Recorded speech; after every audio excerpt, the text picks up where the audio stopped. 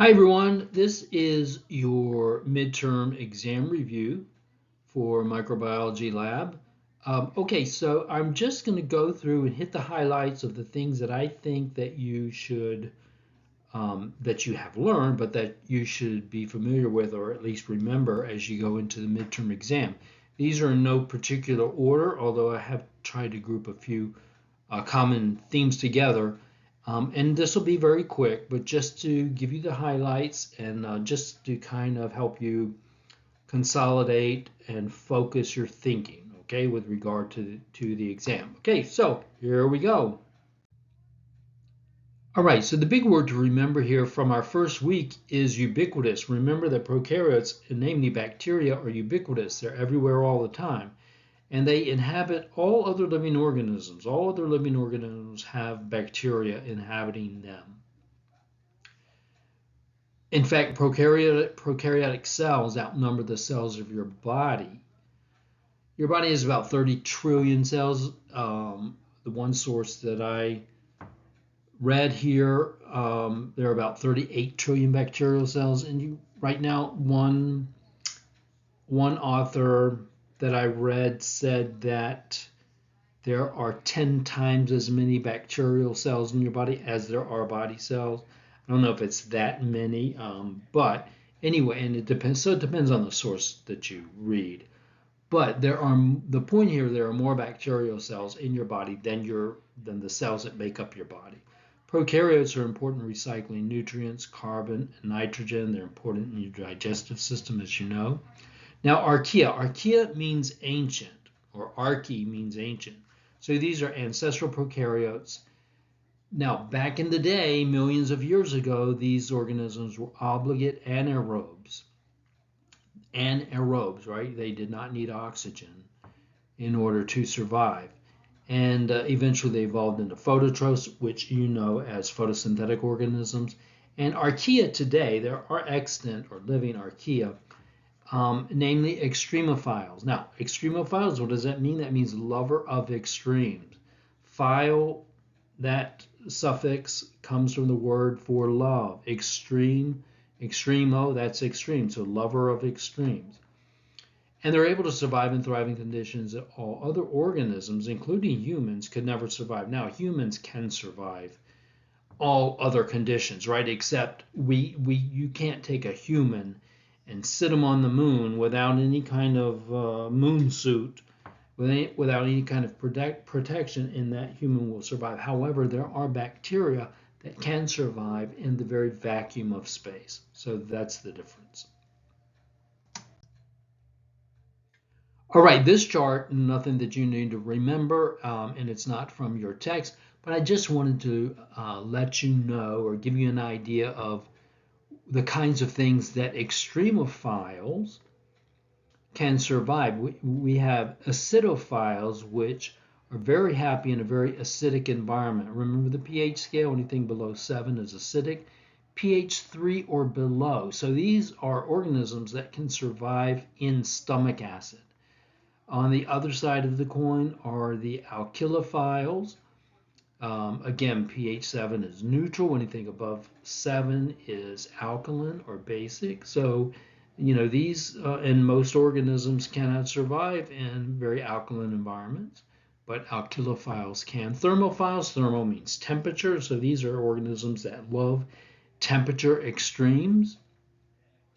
98.6 or 37 degrees Celsius is normal temperature for is normal human body temperature, 37 degrees C, 98.6. So you can see that thermophiles enjoy or perfectly happy on the far extreme of the temperature range. And then you have hyperthermophiles, which are really happy even above that. Halophiles is a good one. Halophiles, think of the Dead Sea in the Middle East, salt concentration of at least 0.2 molar. So these are organisms that really love high salt environments. Osmophiles, these are organisms that really love high sugar environments. Okay, so you have a similar illustration in your text of this, and this is just to point out some of the various features of prokaryotes, namely bacteria, and I want to direct you to the plasmid here. The chromosome, now it says nucleoid or circular DNA. Bacteria have a single circular chromosome. Remember that you have 23 or 46 if you the number is 46, but it's actually two pair of 23. Each chromosome has an identical pair, so that's where you get the 46. But you really only have 23 chromosomes. But anyway, and they're linear. The bacteria have a single circular chromosome. That's where all of their genes are located. And then there's a plasma membrane, as all cells have a plasma membrane. And then some bacteria form a capsule, but the cell wall, bacteria have a cell wall, which we'll look at in detail here in a minute. So the plasma membrane is phospholipid bilayer, just like the plasma membrane, just like the cell membrane around your cells, which are selectively permeable. They let some stuff in, keep other things out. Now the cell wall is a protective outer layer that surrounds and protects the cell, provides rigidity and shape to the cell, prevents osmotic lysing, so you can have a lot of water move into the cell. If it didn't have the cell wall there, then the cell would be like a water balloon, right? And you can fill it up and you can fill it up, more water, and it gets bigger and bigger. Eventually it can hold no more water and it bursts, okay? That's lysing. So the cell wall prevents bacteria from blowing up, and also desiccation or drying out. Now, peptidoglycan is something you want to remember. Peptidoglycan is a protein and polysaccharide combination molecule. It's a main component of the bacterial cell wall. Now, we can differentiate because some bacteria have a thick peptidoglycan layer, some bacteria have a thin peptidoglycan layer, and we can differentiate those using the Gram stain, which you are all familiar with. Gram stain staining technique used to differentiate bacteria according to their cell wall composition. Okay, gram-positive bacteria have a very thick peptidoglycan layer, and they appear purple, violet, or blue. Depends on the source that you look at, and in fact, it depends on the specimen that you're looking at as to whether it looks more purple or more blue. Okay, but it's a variation of that under the microscope. Versus gram-negative bacteria, they have still have peptidoglycan, but a very thin layer, and they stain pink or red. And here we go. So here's the diagram showing gram-positive on the left here. These structures represent peptidoglycan molecules, okay? So you can see on the gram-positive, very thick peptidoglycan layer, and look, it's in blue or purple or some form of that, means it stains dark. And here, see, gram-negative, they still have a peptidoglycan layer, but it's just a single layer of peptidoglycan molecules. Here you have strata, you have multiple layers. Here you have a single layer. And so you have these lipids out here that maintain that pink stain or the red stain, the counter stain of the gram stain. And so here we see some examples. This is just combined examples. These are all bacilli, as you can see, rod-shaped bacteria. Some of them are gram-positive in blue, purple. Some of them are gram-negative in pink or red. Now, here is Jeffrey's never fail rules of gram stain identification. So this is how you want to remember gram stain. Remember the 3 P's. You know that commercial, that insurance commercial where they say, remember the 3 P's, price, price, price? Well, in Jeffrey's never fail rules, remember the 3 P's, positive, peptidoglycan, and purple. So when you're talking about gram stain, if you're talking about a gram-positive organism, that's the first P. Gram-positive organisms have a very thick layer of peptidoglycan, that's the second P, and they stain purple, that's the third P, or blue or violet or some form of that, okay? So just remember the 3 P's, positive, peptidoglycan, purple.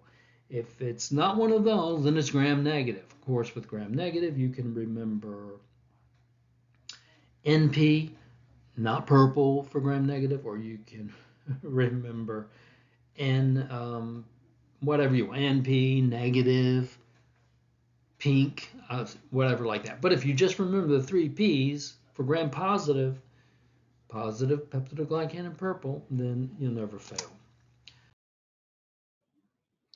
Okay, let's talk about zones of inhibition. You did this by way of the Kirby-Bauer antibiotic susceptibility test. You had 3 discs. One was a control, the other was impregnated with bacitracin, and the third was impregnated with tetracycline. And you did 2 plates, an E. coli plate and a Streptococcus epidermidis plate. And so you ended up with, now look at this plate. Aren't these are the zones of inhibition. This is all bacterial growth. Aren't these beautiful? Yours looked similar to this in that in both of your plates you had zones of inhibition around one or both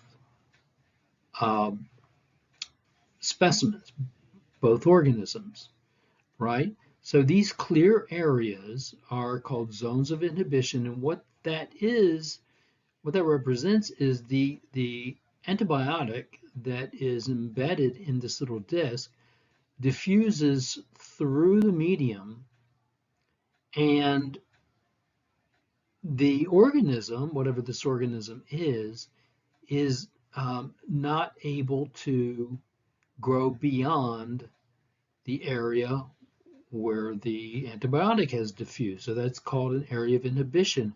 The antibiotic inhibits the growth of this particular organism in this area. And you can see some of these antibiotics are very effective, some just a little bit effective like that one. This one is not effective at all against this particular organism.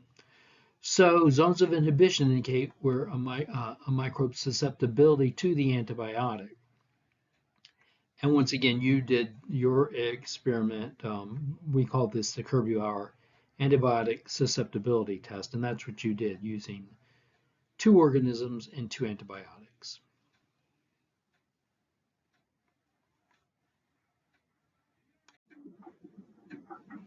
All right, so with regard to bacteria, or really antibacterial terminology here, there are 3 terms you really want to remember. Bacteriostatic. Now, static means to stop. Static comes from stasis or stationary. So a bacteriostatic agent is one that stops the bacteria. Notice it doesn't say kills the bacteria here. It simply halts growth and reproduction. Disinfectants that you use, little alcohol wipes that you use, antiseptics like iodine that you might put on a cut, those are bacteriostatic. Now, bactericidal, side means to kill. Side, think of suicide and homicide. So these are agents that kill bacteria. Kill means you stop growth and reproduction, okay? So we're going to kill the cell, stops growth and reproduction, namely. There are some chemicals that we use clinically that are bactericidal. Antibiotics that you take, oral antibiotics or IV antibiotics, kill bacteria, as you know. And sterilization, of course, is the ultimate way to kill bacteria and other microorganisms. Sterilization, that's when you take stuff, gauze or clothing or sheets or surgical instruments, you throw them into a sterilizer and you put them under high pressure, high temperature, high steam, and that actually kills the bacteria. It goes a step further in that it kills spores. And that's the other word, sporicidal, kills spores. Very few things kill spores. That's what a spore is. It's a form of the bacterium that allows the bacterium to survive unfavorable conditions. So these bactericidal chemicals, they do not kill bacterial spores. Sterilization kills spore. These bacteriostatic agents, disinfectants, antiseptics, they do not kill bacterial spores. They do not do anything to bacterial spores. They only halt the growth and reproduction of viable living cells. Sporicides kill spores. And there are a few chemicals that do that. Sterilization is the best way to kill a spore. Okay, bacterial reproduction. Now, bacteria reproduce asexually. Asexually. Anytime you put an A or an AN on the front of the word, it means without. So that means without sex. So there are no male or female bacteria. The process is called binary fission. You learned this in general biology. And that's where the parent cell, we call it a parent cell, but it's not like mom or dad. But it's the first cell that actually physically divides into two identical cells. We call them daughter cells. That has nothing to do with gender. But these are actually identical clones of the original parent. It's called binary fission because you take one cell and you physically split it into two after replicating the genetic material.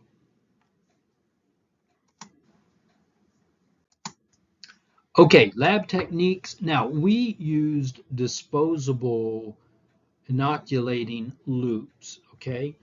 But one of the things that you should have come away with from your experience here in lab is how to, if you're working in a lab and you're not using disposable inoculating loops, how do you sterilize the loops? And here you see a flame. We usually use a Bunsen burner.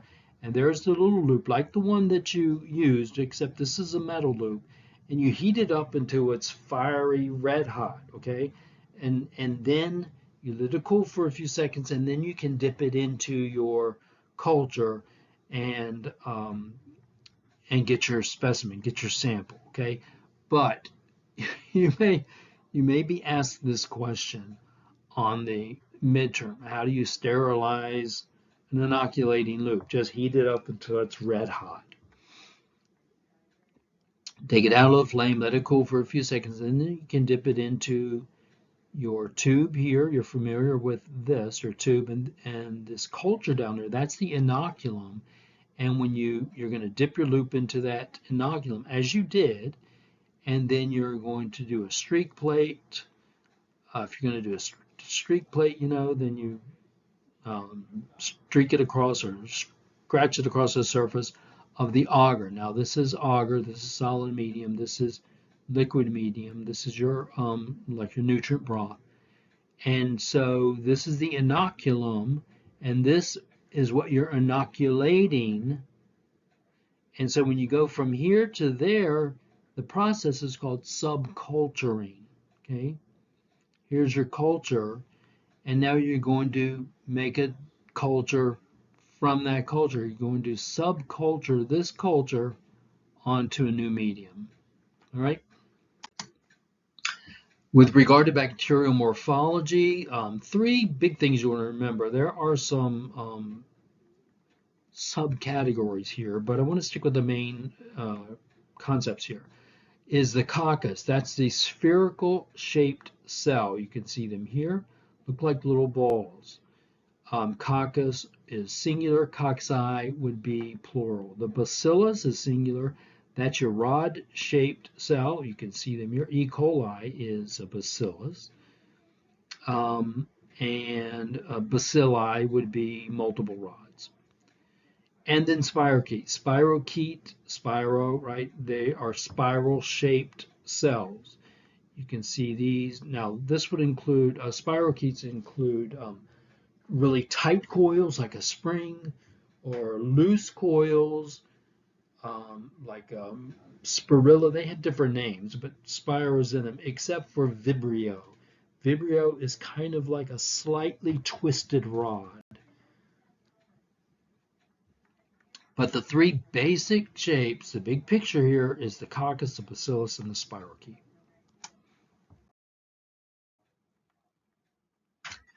Bacterial morphology. Okay, continuing here, we have some terms. We have staph and we have strep. And you're familiar with these terms already, but I want to review them here as part of the midterm review. So staph comes from staphylli. I think that's Latin. It means a cluster of grapes. And that's what these cells look like. See, it looks like a bunch of grapes, right? So staph means a cluster of cells. And so staphylococcus, right, means a cluster of spherical cells. An example that you're familiar with now is Staphylococcus aureus. You can have Staphylobacillus too. Strep refers to a chain where the cells link together end to end to form a chain. And so here you see a strep chain. These are bacilli in a chain. So streptobacillus are a chain of rod-shaped cells. You can have streptococcus as well. So in this case, we have streptobacillus moniliformis. Moniliformis. I always have trouble with that one. This causes rat bite fever, by the way, in case you're curious.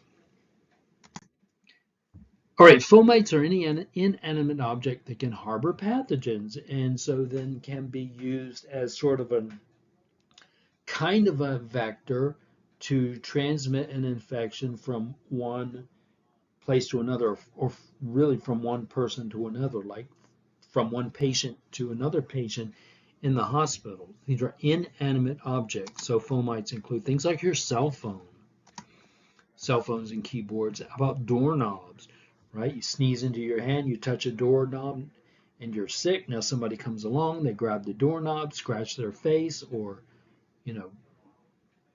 touch their face or lick their finger, and now they're infected. Doorknobs are fomites. How about linens and pillowcases and all sorts of things in the hospital are fomites, certainly. And something that we all forget about, but certainly is true, toys. Children's toys are fomites. So you hear, in a daycare, you got all sorts of kids touching all of these toys. And so just say one of these kids is sick and touches a toy, and then another kid comes along and touches that same toy, and now that kid is sick. See, that's how infections get spread through things like daycare. Daycares and elementary schools and that kind of thing. Those toys are fomites. PPE. You are not unfamiliar with PPE, certainly not if you were never familiar with PPE before, you are now certainly after the COVID pandemic scare. Everybody in the world knows what PPE is. Personal protective equipment is what it stands for, and it protects the wearer from contamination or infection and includes, as you know, gloves, mask, eye protection. Here we see the protective goggles, which you got in your lab kit. I've seen in hospital settings where providers use a whole face shield, which protects the eyes and everything, really.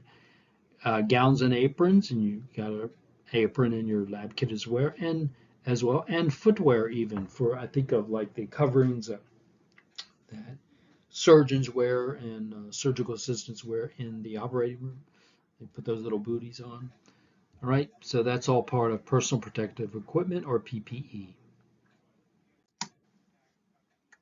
All right, this is microbiology, so you need to know something about the microscope. Here's a picture, an image of a simple, I say simple, it's simple, but it's called a compound microscope because it uses more than one lens to magnify a specimen.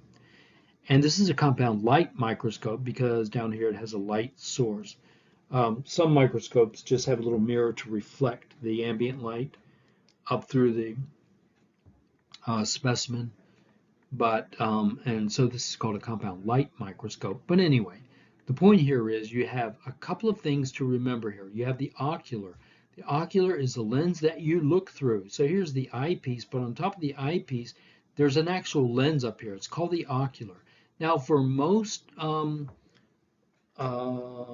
college or high school or first year university microscopes, this lens, it's a lens, so it has a magnification of its own, and it's usually 10x. 10x means 10 times whatever. Okay, so in other words, if you just had this lens 10x and you were looking at a bacterium, then you would be seeing that bacterium at 10 times its actual size. Okay, that's what this magnification means. 10 times the actual size of the organism. Now, that doesn't do you any good when you're looking at bacteria, right? So we have other lenses down here on this rotating nose piece. We have other lenses that we use in combination with the ocular. These are called objective lenses.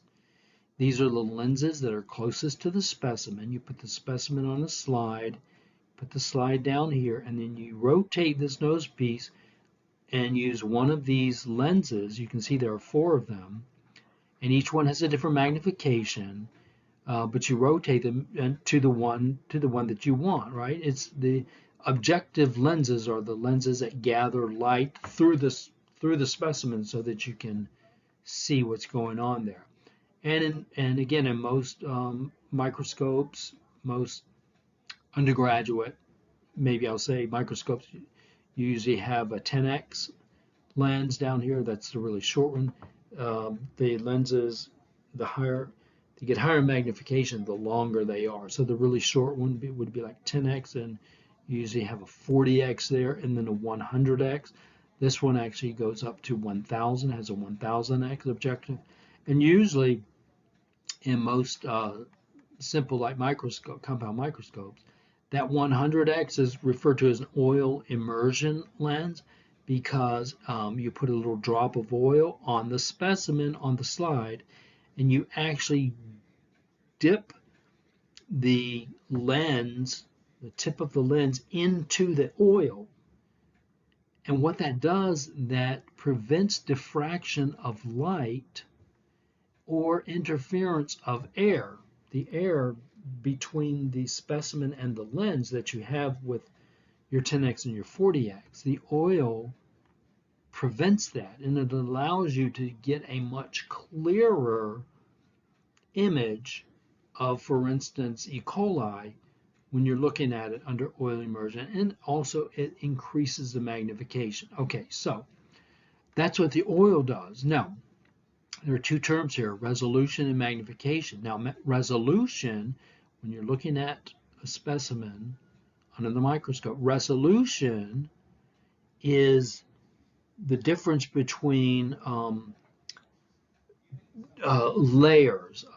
For instance, it's being able to see an organism and differentiate it from the background. So it's the ability to see 2 different structures. It's the ability to, with your eyes, resolve 2 different structures, like, for instance, the plasma membrane and the nuclear membrane. The plasma membrane in the nucleus, or a mitochondrion in the nucleus inside of the cell. Because even though these things are very, very thin, these specimens are very, very thin on a slide, they appear flat, but they're not really flat. They actually have thickness to them.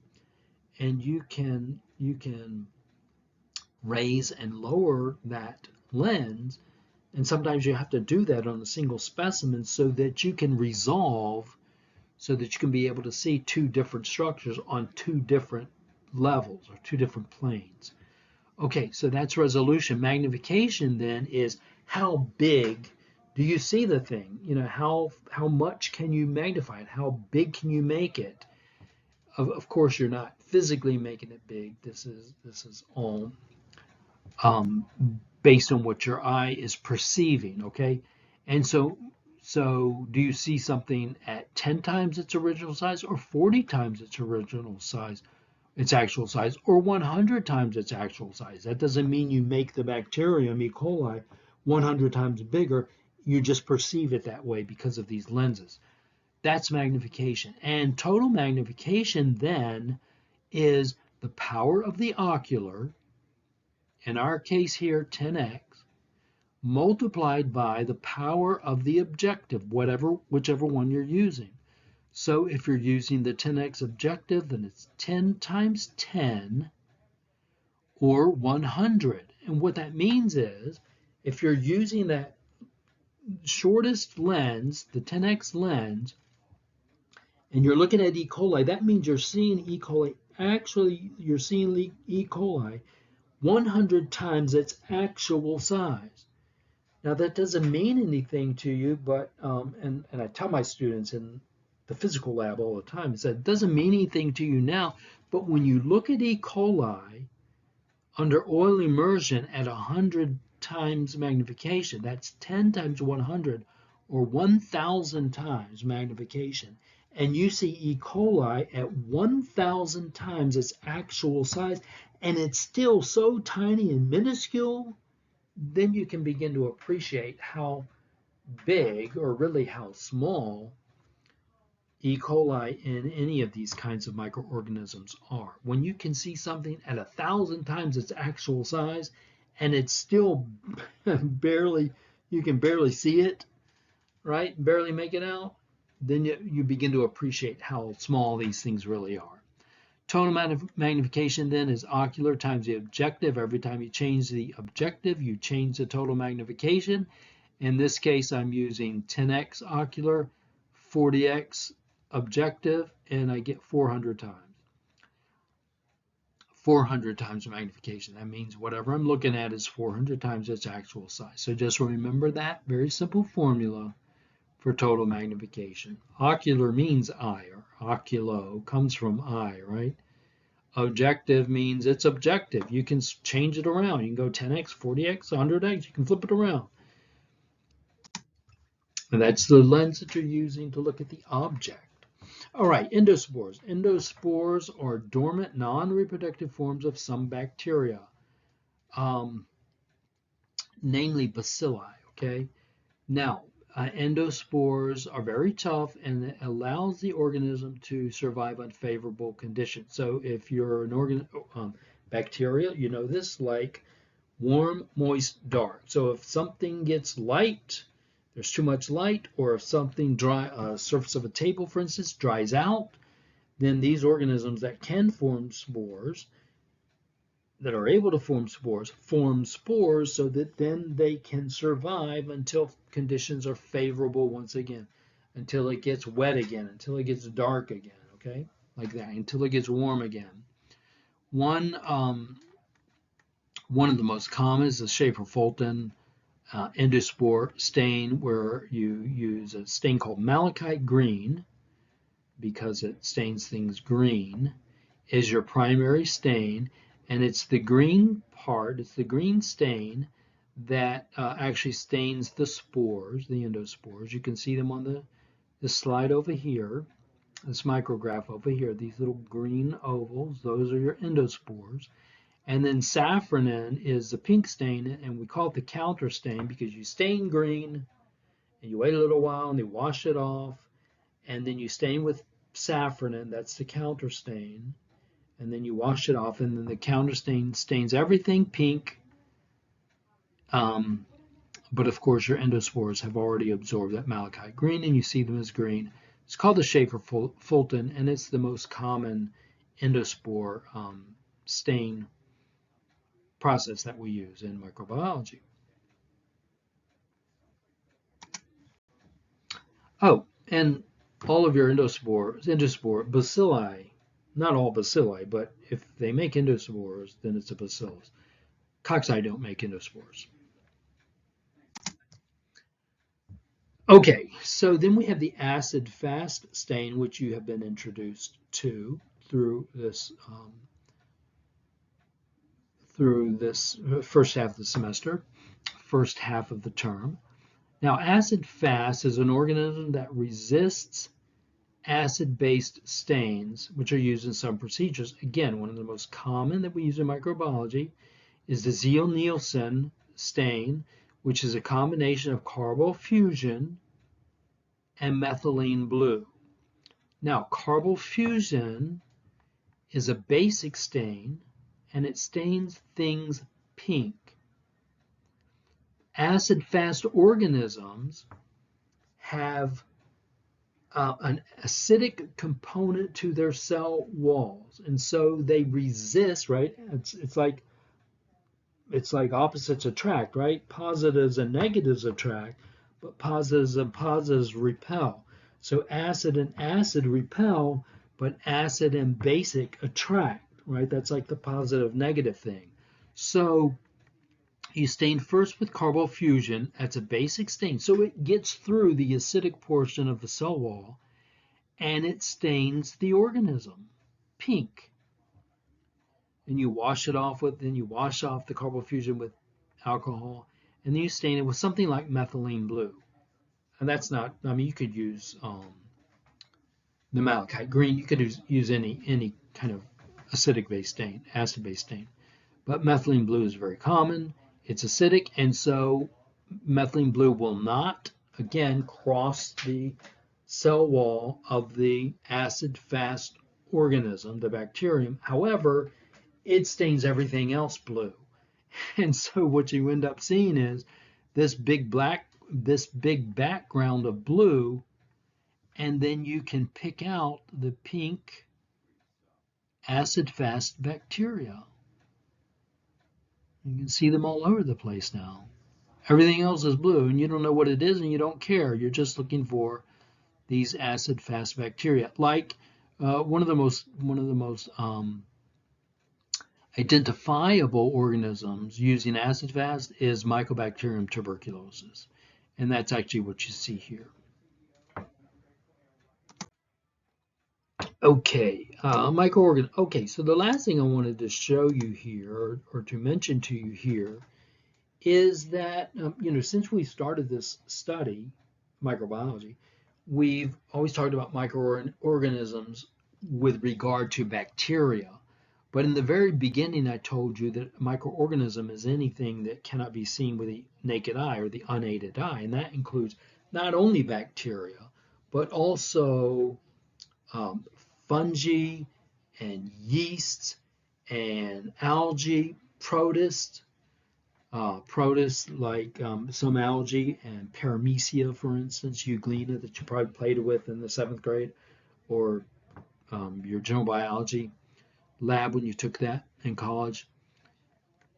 So microorganism, okay, is any organism that cannot be seen with the naked eye. That includes more than just bacteria. Here we see E. coli bacteria. Here are some algal cells. These are protists. You also have animal-like protists like Euglena and Paramecia, and amoeba, familiar with that. And here we have some yeast cells, some fungi cells, anything that you need a microscope to see, that's a microorganism. Okay, so it's more than just bacteria. So I just wanted to make that clear. All right. So good luck on your midterm exam, and I will see you later.